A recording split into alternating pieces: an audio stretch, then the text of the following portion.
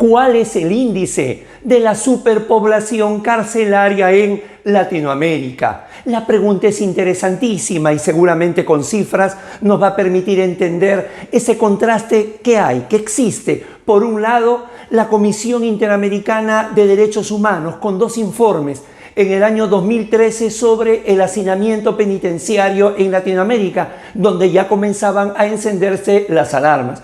Y otro informe en el año 2017 señalando el abuso que se hacía de la prisión preventiva entre nuestros países. A esto hay que sumarle que durante la pandemia Brasil, Argentina, entre otros países, tomaron medidas con respecto a la población carcelaria. Y por último, una de las sentencias más emblemáticas de la historia del Tribunal Constitucional peruano, la sentencia 5436-2014, proceso de habeas corpus, estableció la declaración del estado de cosas inconstitucional de todo el sistema penitenciario, estableciendo que había un hacinamiento penitenciario que prácticamente había llegado a su límite, con lo cual le daba 5 años al gobierno, al Ministerio de Justicia, al INPE, al Poder Ejecutivo, al Poder Legislativo, para que puedan solucionar el problema, si no procedía a cerrar las 5 cárceles donde había mayor superpoblación.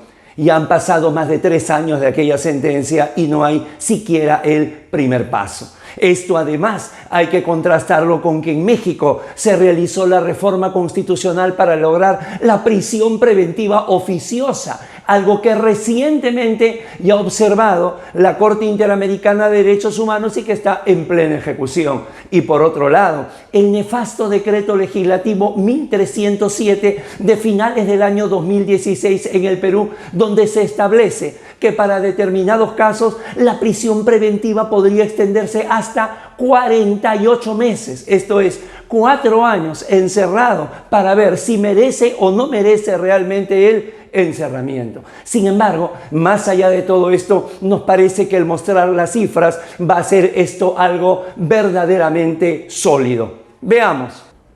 Observen el siguiente cuadro de la superpoblación carcelaria en Latinoamérica. Las cifras que se muestran a la derecha es el porcentaje de ocupación de las cárceles sobre su nivel teórico. Esto es, en el caso del primer lugar, donde lejos lo ocupa Haití, señala el 454.4%.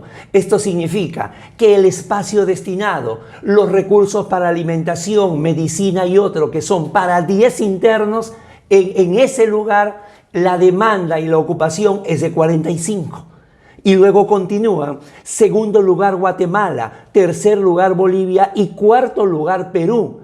Estos 3 países, Guatemala, Bolivia y Perú, tienen en común además que presentan en su organización judicial un tribunal constitucional, es decir, un supremo intérprete de la Constitución al que se puede recurrir mediante el habeas corpus o la acción de libertad contra lo señalado en la justicia penal. Y aún así ocupan el segundo, tercer y cuarto lugar. No queremos imaginarnos si no existieran tribunales constitucionales. El quinto lugar Honduras, el sexto lugar Nicaragua y el séptimo lugar Paraguay, también con cifras que superan el 150% de la superpoblación carcelaria. Luego continúa en octavo lugar República Dominicana, en noveno lugar Venezuela y en décimo lugar Panamá. Para luego, allí muy cerca, seguir Brasil, Guayana Francesa, El Salvador y culminar con Guadalupe, la colonia de Francia, y en el 15º lugar Uruguay, con 130% de la superpoblación. Hay que resaltar, por ejemplo, que no aparece Argentina, no aparece Colombia, no aparece Ecuador en este triste cuadro que definitivamente, mientras esté en un lugar más alto, indica que la superpoblación, la vulneración de derechos fundamentales es mucho mayor. Poco seguramente puede hacer el habeas corpus correctivo, este habeas corpus destinado a que generalmente las personas con internamiento, no solamente carcelario, pero sobre todo carcelario, puedan hacer valer sus derechos, sobre todo a la integridad personal. Este cuadro es de World Prison Brief del año 2021, facilitado por el gran jurista colombiano y mejor persona Walter Cadena.